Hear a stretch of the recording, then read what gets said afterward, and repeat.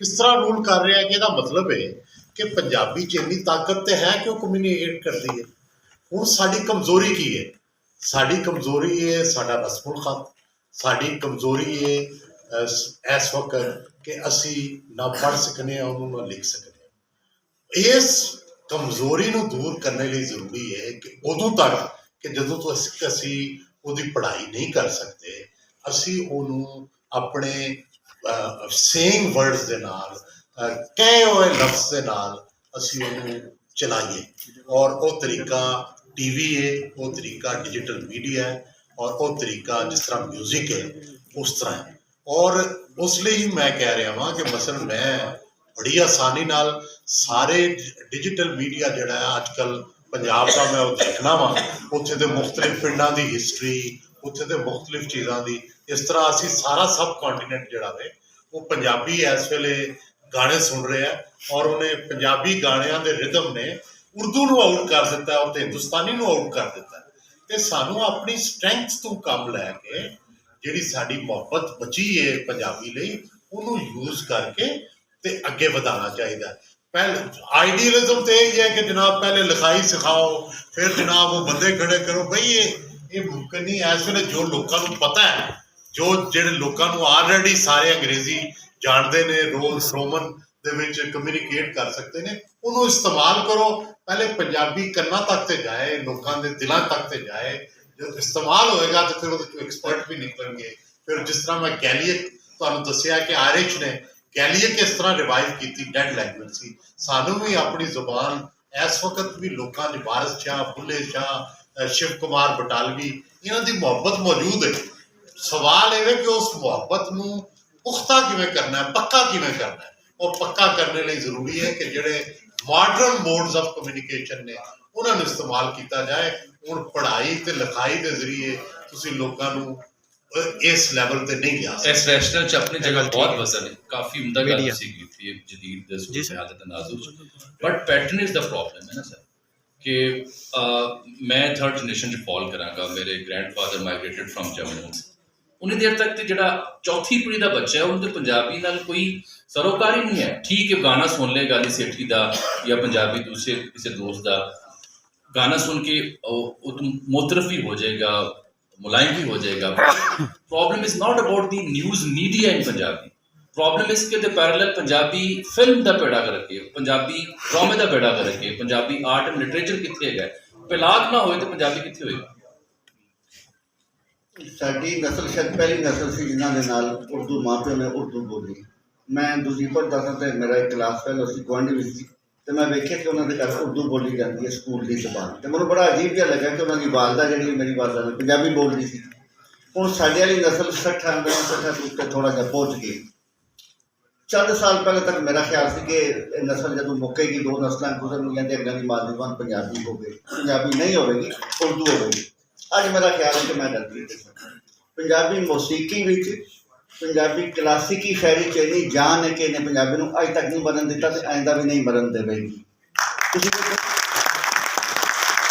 ਤੁਸੀਂ ਗੱਲ ਕੀਤੀ ਪੰਜਾਬੀ ਫਿਲਮ ਦਾ ਬੇੜਾ ਗਰਕ, ਯਕੀਨਨ ਹੋਇਆ। 60 ਦੇ ਜ਼ਮਾਨੇ ਤੱਕ ਮੇਰਾ ਇੱਕ ਦੋਸਤ ਗਿਆ ਚੀਨ, ਤੇ ਕਹਿੰਦਾ ਉੱਥੇ ਸਿੰਗਿਆਂਗ ਜਾਂ ਜ਼ਿੰਗਿਆਂਗ ਜੋ ਵੀ ਅੱਜ ਕੱਲ੍ਹ ਉਹਦਾ ਨਾਮ ਹੈ, ਉੱਥੇ ਹੋਟਲਾਂ ਦੇ ਵਿੱਚ ਪੰਜਾਬੀ ਗਾਣੇ ਲੱਗੇ ਹੁੰਦੇ ਨੇ, ਤੂੰ ਮਾਈ ਛੈਲਾ ਤੇ ਮੈਂ ਤੇਰੀ ਲੈਲਾ, ਠੀਕ ਹੈ ਨਾ। ਇਸ ਬੰਦੇ ਡਾਂਸ ਲੱਗੇ ਹੁੰਦੇ ਸਨ। ਇੱਕ ਸਾਜ਼ਿਸ਼ ਦੇ ਤਹਿਤ ਇੱਕ ਵੱਡੇ ਅਖਬਾਰ ਦੇ ਚਾਸ਼ਿਕ ਹੁਸੈਨ ਸਾਹਿਬ ਦਾ ਹਰ ਹਫ਼ਤੇ ਫੀਚਰ ਛਪਦਾ ਸੀ ਕਿ ਪੰਜਾਬੀ ਫਿਲਮ ਫੁਹਾਸ਼ੀ ਫੈਲਾ ਰਹੀ ਹੈ, ਗੰਦ ਫੈਲਾ ਰਹੀ ਹੈ, ਠੀਕ ਹੈ ਨਾ। ਹਰ ਹਫ਼ਤੇ ਛਪਦਾ ਸੀ। ਸਾਜ਼ਿਸ਼ ਕਰਕੇ ਪੰਜਾਬੀ ਫਿਲਮ ਨੂੰ ਫੁਹਾਸ਼ੀ ਨਾਲ ਜੋੜਿਆ ਗਿਆ, ਬਦ ਜ਼ਬਾਨੀ ਨਾਲ, ਜ਼ੁਬਾਨੀ ਨਾਲ ਜੋੜਿਆ ਗਿਆ। ਲੋਕ ਉਸ ਤੋਂ ਮੁਤਨਫਰ ਹੁੰਦੇ ਗਏ। ਹੁਣ ਤੁਸੀਂ ਵੇਖੋ, ਫਿਲਮ ਅਸੀਂ ਮੰਨ ਲੈਂਦੇ ਹਾਂ ਕਿ 96 ਫਿਲਮਾਂ ਬਣਦੀਆਂ ਸਨ ਸਾਲ ਦੀਆਂ, ਵਿੱਚੋਂ 4 ਉਰਦੂ ਹੁੰਦੀਆਂ ਸਨ ਅਤੇ ਬਾਕੀ ਪੰਜਾਬੀਆਂ ਹੁੰਦੀਆਂ ਸਨ। ਉਹ ਸੂਰਤ ਨਹੀਂ ਰਹੀ। ਚੰਦ ਸਾਲ ਪਹਿਲਾਂ ਤੱਕ ਫਿਲਮਾਂ ਮੁੱਕ ਚੁੱਕੀਆਂ ਸਨ ਪੰਜਾਬੀ ਦੀ। ਹੁਣ ਫਿਰ ਕੈਨੇਡਾ ਤੋਂ, ਇੰਡੀਆ ਤੋਂ ਚੰਗੀਆਂ ਅੰਗਰੇਜ਼ੀ ਫਿਲਮ ਮੇਰੇ ਸ਼ਾਗਿਰਦਾਂ ਨੇ ਕਿਹਾ ਸਰ ਜੀ ਉਹ ਜ਼ਰੂਰ ਵੇਖਣਾ। ਨਹੀਂ ਅੰਗਰੇਜ਼ ਤੇ ਮਸਟ ਵਾਚ ਬਾਈ ਆਲ ਮੀਨਸ। ਦੇਖੋ ਨਾ, ਹੋਰ ਕਈ ਫਿਲਮਾਂ ਮੈਨੂੰ ਨਾਂ ਨਹੀਂ ਆਉਂਦਾ, ਮੇਰੀ ਬੇਟੀ ਨੇ ਰੱਖੇ ਨੇ, ਜ਼ਰੂਰ ਵੇਖਦੀ ਹੈ, ਮੇਰੇ ਨਾਲ ਜਾ ਕੇ ਵੇਖਦੀ ਹੈ, ਨੈੱਟ 'ਤੇ ਵੇਖਦੀ। ਨਵੀਂ ਨਸਲ ਪੰਜਾਬੀ ਦੇ ਸਾਡੇ ਨਾਲੋਂ ਨੇੜੇ ਆ ਰਹੀ ਹੈ। ਅੱਗੇ ਇੱਕ ਸਾਸਨ ਕੰਟਰੀ ਜੋੜਿਆ ਸੀ ਪੰਜਾਬੀ ਨਾ ਸਿਰਫ ਨੇੜੇ ਆਈ ਬਲਕਿ ਪੰਜਾਬੀ ਫਿਲਮ ਦੇ ਰਿਵਾਈਵਲ ਨੇ ਜਿਹੜਾ ਪੰਜਾਬੀ ਆਰਟਿਸਟ ਪਾਕਿਸਤਾਨ ਦਾ, ਪੰਜਾਬੀ ਆਰਟਿਸਟ ਇੰਡੀਆ ਦਾ, ਉਹਨੂੰ ਵੀ ਜੋੜਿਆ ਨਾ। ਹੁਣ ਜੁਆਇੰਟ ਵੈਂਚਰਸ ਮਲਟੀਪਲ ਫਿਲਮਸ ਆ ਰਹੀਆਂ ਨੇ ਔਰ ਉਹਨਾਂ ਦੋਵਾਂ ਐਕਟਰਸ ਤੁਸੀਂ ਅਗਰ ਦੇਖੋ ਤੇ मासा फर्क दिखाई नहीं देता, इंज लगता जी जिवें इको ही है भी इको ने। अच्छा फिल्म नहीं, लोक गीतां ने भी, गायकां ने भी। मेरे सुरेंद्र सरताज दे गालबन माफ जाना जे ना गलत लिया, उन्होंने गीत जेह्ड़े रस घोल दिंदे ने। मैं जमात इस्लामी दे अपने दोस्तां नूं भी कल्लिया ते उन्हें कहा कमाल दा गीत, जेह्ड़े पंजाबी नूं पसंद नहीं करदे।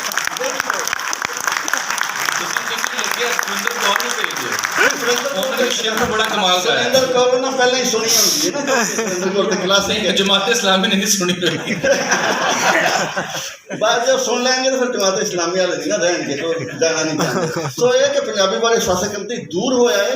लोग मैं वेख्या कि एक नस्ल पहले तक बच्चे नाल नहीं सी बोलते, उर्दू में बात करो, ਹੁਣ ਮਾਂ ਪਿਓ ਵੀ ਬੋਲਣ ਵਾਲੇ ਨਜ਼ਰ ਆਉਣ ਲੱਗ ਪਏ ਨੇ, ਜੋ ਇਨਸ਼ਾਅੱਲਾ ਵਧਣਗੇ ਜਦੋਂ ਜਦ ਕੀਤੀ ਜਾ ਰਹੀ ਹੈ। ਕੋਈ ਮਾਮੂਲੀ ਗੱਲ ਹੈ, ਜਿਹੜੇ ਲੋਕ ਲੱਗੇ ਨੇ ਖੂਨ ਦੇ ਰਹੇ ਨੇ। ਇਹ ਤੇ ਬੜੀ ਇਨਕਰੇਜਿੰਗ ਸਟੇਟਮੈਂਟਸ ਨੇ ਬਾਈ ਸੁਹੇਲ ਬੜਾਈ ਸਾਹਿਬ and Jamil Sahib and other ਪਾਰਟਿਸਿਪੈਂਟਸ।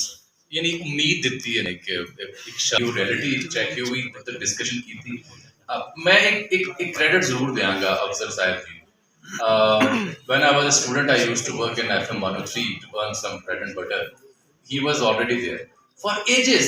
FM ਦਾ ਜਦੋਂ ਪਾਕਿਸਤਾਨ ਚ ਜ਼ਰੂਰ ਹੋਇਆ, emerge ਹੋਇਆ FM ਦਾ sequence medium, ਮੋਬਾਈਲ ਫੋਨ ਨਵੇਂ ਨਵੇਂ ਆਏ, ਉਹਦੇ ਚ ਰੇਡੀਓ ਆ ਗਿਆ, so people were fond of listening to FM ਔਰ ਵੱਡੇ ਵੱਡੇ ਜਿਹੜੇ ਸਾਡੇ presenters C like Afzal Sahib. So he deliberately opted to go in Punjabi because of his strength. So the amount of service he has rendered for Punjabi through FM and other digital means, that is incredible, totally incredible. For hours and hours, 3 ਘੰਟੇ ਦਾ show ਹੋਵੇ, 4 ਘੰਟੇ ਦਾ ਹੋਵੇ, 5 ਘੰਟੇ ਦਾ ਹੋਵੇ। ਇੰਜ ਵੀ ਹੋਇਆ ਸੀ ਕਿ ਇਹਨਾਂ ਦੇ ਸ਼ੋਅ ਤੋਂ ਪਹਿਲਾਂ ਇੱਕ ਰਿਵਾਇਤੀ ਨਸਤਾਲੀਕੀ ਉਰਦੂ ਦੇ ਵਿੱਚ ਇੱਕ ਪ੍ਰੋਗਰਾਮ ਕਾਰਿਕਰਮ ਦਾ ਹੁੰਦਾ ਸੀ ਅੰਤ, ਉਸ ਤੋਂ ਬਾਅਦ ਫੌਰਨ ਅਫਜ਼ਲ ਹਾਸਦਾ ਕਰਦਾ ਪੰਜਾਬੀ ਬੋਲਦਾ ਆ ਜਾਂਦਾ ਸੀ, ਐਂਡ ਪੀਪਲ ਲਵਡ ਇਟ। ਉਹਦੇ ਨਾਲ ਲੋਕ ਜੁੜੇ, ਇਹਨਾਂ ਨੇ ਆਪਣੀ ਤਈ ਉਹ ਸਰਵਿਸ ਕੀਤੀ। ਹੁਣ ਵੀ ਜਿਹੜਾ ਡਿਜੀਟਲ ਮੀਨਸ ਹੈਗੇ ਨੇ ਉਹਦੇ ਤੇ ਆਈ ਥਿੰਕ ਕਿ ਸੁਹੇਲ ਸਾਹਿਬ ਦੀ ਗੱਲ ਤੇ ਮੈਂ ਐਗਰੀ ਕਰਾਂਗਾ, whether it is to Roman or other, ਜਿਹੜਾ ਜ਼ੁਬਾਨ ਦੀ ਚਾਸ਼ਨੀ ਹੈ ਨਾ ਉਹ ਬੋਲਣ ਨਾਲ ਮਹਿਸੂਸ ਹੁੰਦੀ ਹੈ। ਸੁਹੇਲ ਸਾਹਿਬ sir, are you okay sir? ਮੇਰੇ ਪਾਸ ਦੁਨੀਆ ਜਾ ਰਹੇ ਸਰ। So, ना पीछे ना जाओ। I would end by this statement कि ਕੰਨਾਂ 'ਚ ਜਿਹੜੀ ਆਵਾਜ਼ ਆਏ ਨਾ, ਉਹ ਚਾਹੇ ਡਿਜੀਟਲ ਮੀਨ ਨਾਲੇ, ਚਾਹੇ YouTube ਨਾਲੇ, ਇੰਸਟਾਗ੍ਰਾਮ ਨਾਲੇ, ਟਿਕਟੌਕ ਨਾਲੇ, ਸਨੈਪਚੈਟ ਨਾਲੇ ਜਾਂ ਕਿਸੇ ਹੋਰ ਮੀਨ ਨਾਲ, ਉਹਦੇ 'ਚ ਪੰਜਾਬੀ ਹੋਏਗੀ ਤੇ ਰਗਬਤ ਪੈਦਾ ਹੋਏਗੀ। ਉਸ ਪੀੜ੍ਹੀ ਜਿਹਦਾ ਜ਼ਿਕਰ ਮੈਨੂੰ ਟੈਨਸ਼ਨ ਪਈ ਹੋਈ। ਮੇਰੀ ਇੱਕ ਬੱਚੀ ਹੈ 5.5 ਸਾਲ ਦੀ, and whenever I talk to her in Punjabi, her mother, who is a PhD doctor in communication sciences, she would look at me like, what are you doing? मैं ਨਾਲ ਹੀ ਪਰੇਸ਼ਾਨ ਨਾ, ਤਾਂ ਗੁੱਸਾ ਮੈਨੂੰ ਆਉਂਦਾ ਕਿ ਯਾਰ 2 ਲਫ਼ਜ਼ ਪੰਜਾਬੀ ਨੂੰ ਸਿਖਾ ਲੈਂਦੇ, ਅਗਰ ਉਹ ਬੋਲ ਵੀ ਲਏਗੀ ਤਾਂ ਮਾਈਂਡ ਕਰੇਗੀ। I am confessing it. So my concern is about the next generation. ਮੈਂ ਤਾਂ ਆਪਣੇ ਦਾਦੇ ਕੋਲ ਜਾਂ ਪਿਓ ਕੋਲ ਪੰਜਾਬੀ ਜਾਂ ਹਿੰਦੀ ਰਸਮ ਉਲਫਾਤ ਜਾਂ ਦੇਵਨਾਗਰੀ ਸਿੱਖ ਲਈ, ਜਾਂ ਸ਼ਿਵ ਕੁਮਾਰ ਦੀ ਜਿੱਥੇ ਜਨਮ ਭੂਮੀ ਸੀ ਉੱਥੋਂ 1.5 ਕਿਲੋਮੀਟਰ ਦੂਰ ਮੈਂ ਜੰਮਿਆ ਤੇ ਮੈਨੂੰ ਸ਼ਿਵ ਨਾਲ ਮੁਹੱਬਤ ਹੋ ਗਈ। But what will happen to the next generation? This is my concern. That's why I was worried about that generation. I think solution came up from Suhail. But I stopped. I'm ending this conversation with something very beautiful, something that is very close to my heart.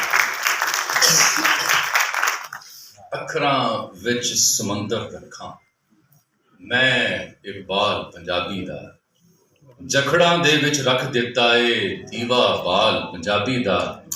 ਲੋਕੀ ਮੰਗ ਮੰਗਾ ਕੇ ਆਪਣਾ ਬੋਲ ਬਣਾ ਕੇ ਬਹਿ ਗਏ ਨੇ, ਅਸਾਂ ਤਾਂ ਮਿੱਟੀ ਕਰ ਦਿੱਤਾ ਏ ਸੋਨਾ ਗਾਲ ਪੰਜਾਬੀ ਦਾ। ਜਿਹੜੇ ਆਖਣ ਵਿੱਚ ਪੰਜਾਬੀ ਵੁਸਤ ਨਹੀਂ ਤਹਿਜ਼ੀਬ ਨਹੀਂ, ਪੜ੍ਹ ਕੇ ਵੇਖਣ ਵਾਰਸ ਬੁੱਲਾ ਬਾਹੂ ਲਾਲ ਪੰਜਾਬੀ। ਮਨ ਦਾ ਮਾਸ ਖਵਾ ਦਿੰਦਾ ਏ ਜਿਹੜਾ ਇਹਨੂੰ ਪਿਆਰ ਕਰੇ, ਕੋਈ ਵੀ ਜਬਰਨ ਕਰ ਨਹੀਂ ਸਕਦਾ ਵਿੰਗਾ ਵਾਲ ਪੰਜਾਬੀ ਦਾ। ਬਾਬਾ ਜੀ ਨਕਵੀ ਸਰਕਾਰ, ਬਹੁਤ ਬਹੁਤ ਸ਼ੁਕਰੀਆ ਤਮਾਮ ਪੈਨਲਿਸਟ ਦਾ, ਤੁਹਾਡਾ ਸਾਰਿਆਂ ਦੀ ਸਾਨੂੰ ਸੁਣਿਆ।